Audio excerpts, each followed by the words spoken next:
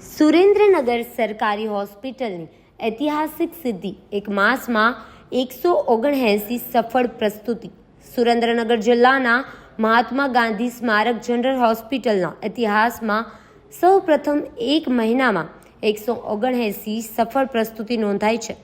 આ સિદ્ધિ હોસ્પિટલના તજજ્ઞો, તબીબી અને સ્ટાફના સમર્પિત ટીમ વર્કનું પરિણામ છે.